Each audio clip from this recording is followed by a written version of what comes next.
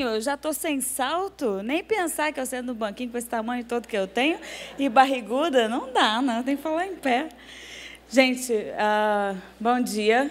Regina, obrigada pelas palavras. Na verdade, tem tudo a ver com essa história que você contou da parada de Natal, que começa na história do meu avô. Acho que o que eu venho falar hoje é de um Rock in Rio que eu conheci, o Rock in Rio, o meu Rock in Rio. O Rock in Rio que eu conheci, que eu tive a oportunidade de conhecer de dentro, o Rock in Rio que me deu tantos ensinamentos de vida, que na verdade, que me ajudou a desenhar a minha forma de construir entretenimento. O Leonardo falou, vou falar da indústria de entretenimento? Não, não vou falar da indústria de entretenimento.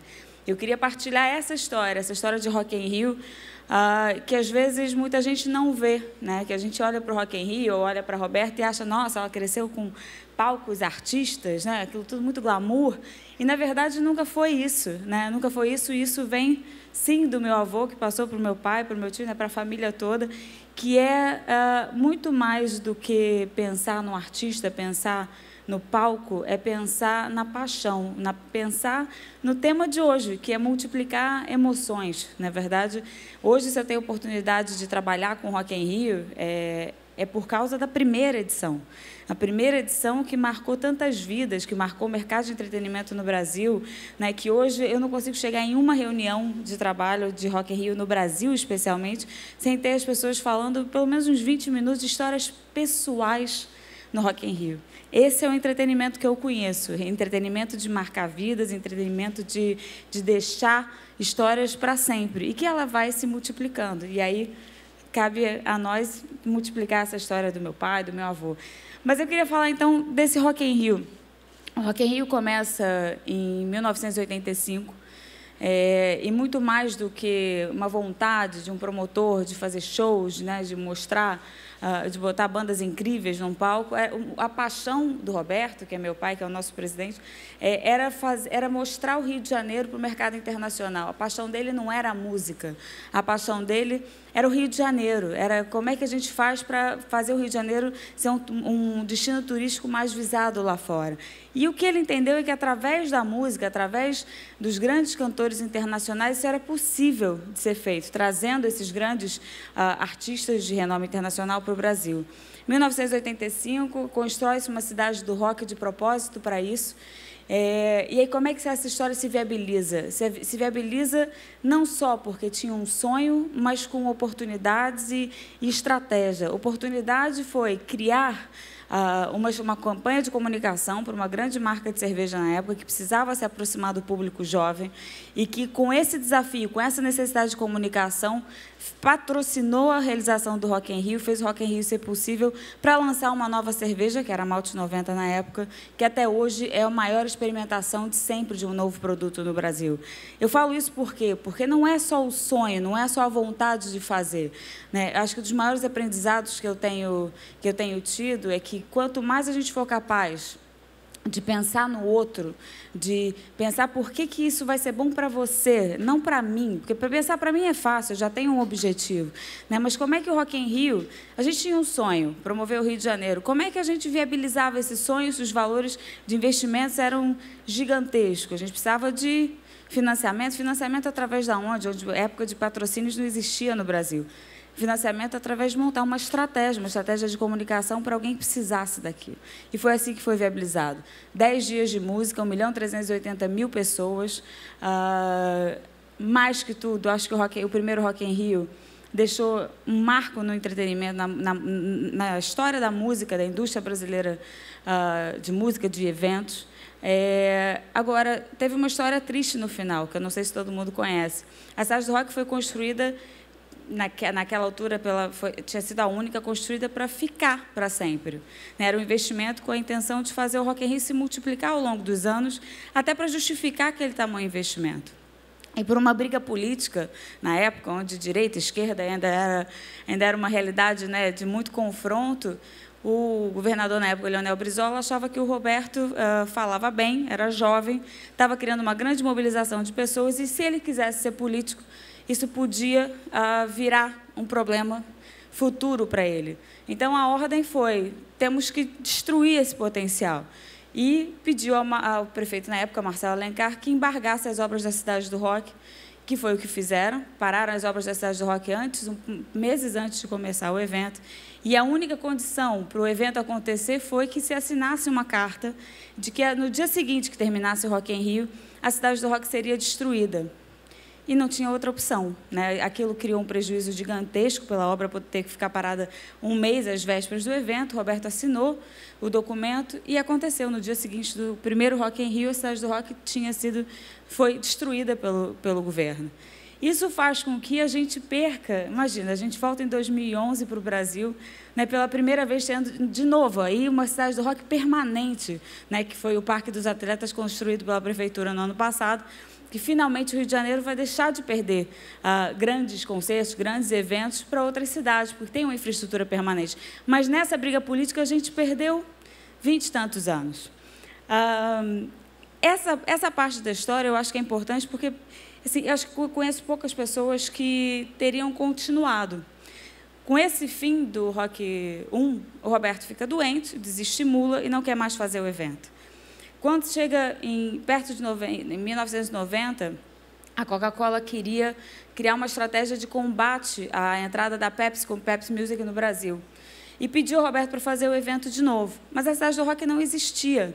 E aí, depois de muita insistência e pela força que a marca tinha criado, força essa que está na emoção das pessoas, não só na dimensão do evento, Roberto aceita fazer o Rock em Rio 2, dessa vez no Maracanã. E ali foi o fim do Rock em Rio por um bom tempo, porque o Maracanã fez o Rock em Rio virar show. O Rock em Rio nunca foi show. O Rock em Rio era essa proposta de unir públicos de credos distintos, de classes sociais distintas, de gostos musicais distintos, e mostrar de que era possível viver e conviver em paz, independente das nossas diferenças. Né? No momento, lá em 85, onde o Brasil estava vivendo a eleição do presidente da República com voto direto pela primeira vez, era um momento muito especial para a sociedade. Não é à toa que que o Rock in Rio vira marco de toda uma geração. Então, o Rock in Rio no Maracanã, apesar de todo o sucesso como evento de entretenimento, ele não era a nossa verdade, ele não era o Rock in Rio de verdade. E aí decide parar de fazer o Rock in Rio. Passam-se 10 anos até que a gente pudesse construir uma nova verdade, para motivar a nós próprios. E aí eu digo disso assim, eu vou repetir essa palavra verdade muitas vezes, porque uma coisa é a gente fazer entretenimento pensando, ok, põe um palco ali, são tantos artistas, abre tal hora, fecha tal hora, vendo ingressos.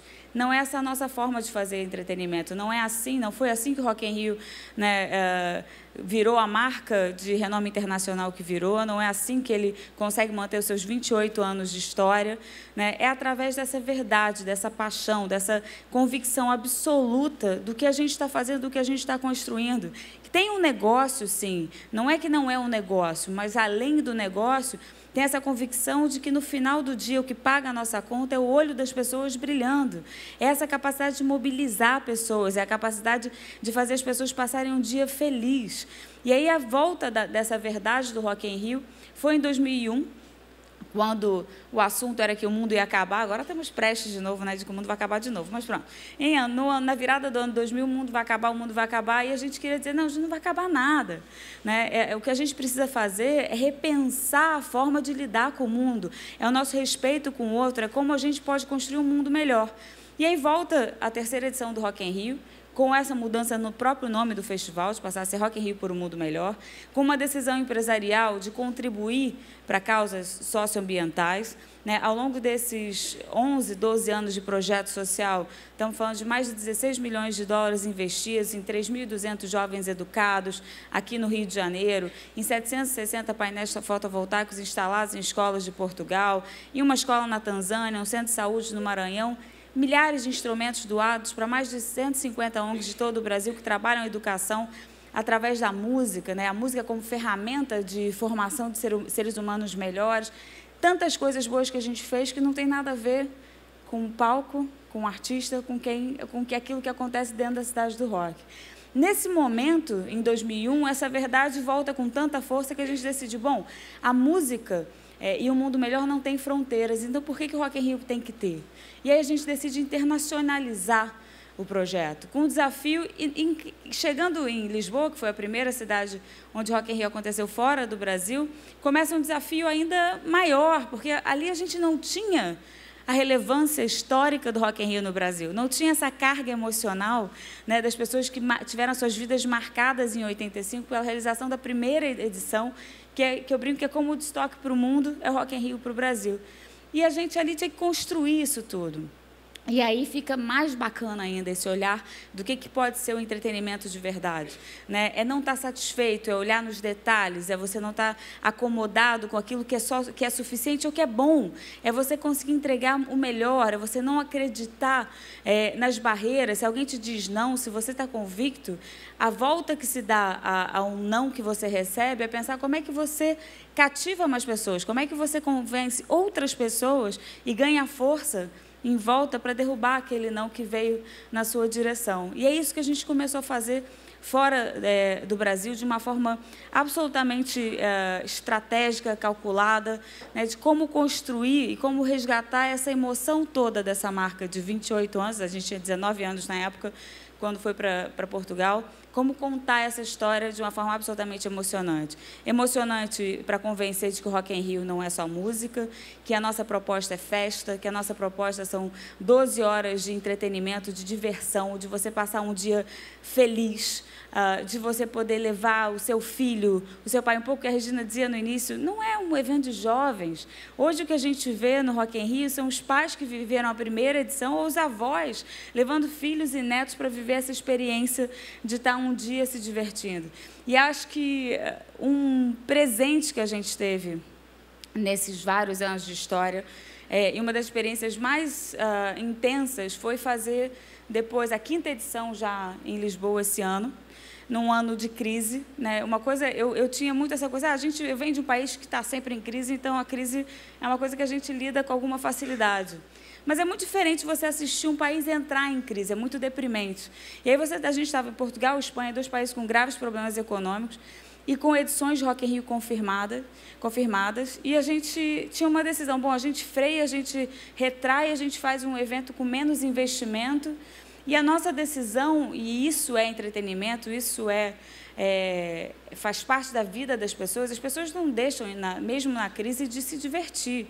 A opção é que fica mais difícil. Você vai optar, você vai num restaurante ou você vai no Rock in Rio, você vai tantas vezes ao cinema ou ao teatro ou você vai no Rock in Rio. Você tem uma decisão diferente. A nossa aposta foi nisso. Não? As pessoas vão precisar se divertir num momento de tristeza, de dificuldade. E a gente decidiu fazer um evento ainda maior.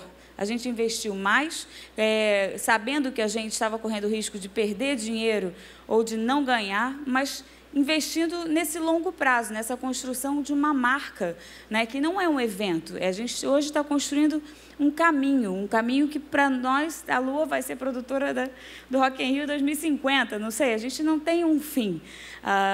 E o presente foi viver, talvez, a melhor edição de Rock in Rio, que foi em Lisboa esse ano, no meio da crise. A cidade do rock virou quase que, parecia uma bolha, as pessoas estavam reluzentes, estavam felizes, era como se fosse um escape para aquelas dificuldades todas do dia a dia. Investiram seu dinheiro, compraram seu ingresso e foram ali esquecer o mundo ruim por 12 horas. E acho que não tem retorno maior, né, para qualquer um de nós que trabalha com isso, dessa tentativa de provocar emoções, que essa alegria, que esse escape, que esse marco na vida das pessoas.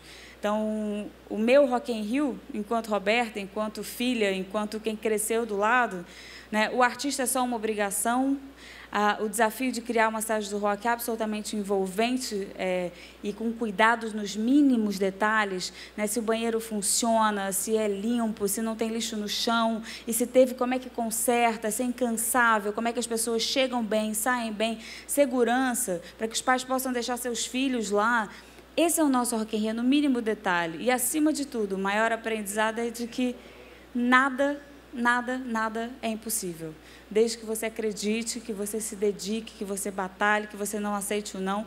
E, mais que tudo, acho que o impossível ele fica realmente fora do nosso alcance quando a gente olha para o outro, quando a gente se preocupa com o que vai ser bom para você. Que, se for bom para você, vai ser bom para mim também. Então, gente, obrigada. Um prazer enorme estar aqui com vocês.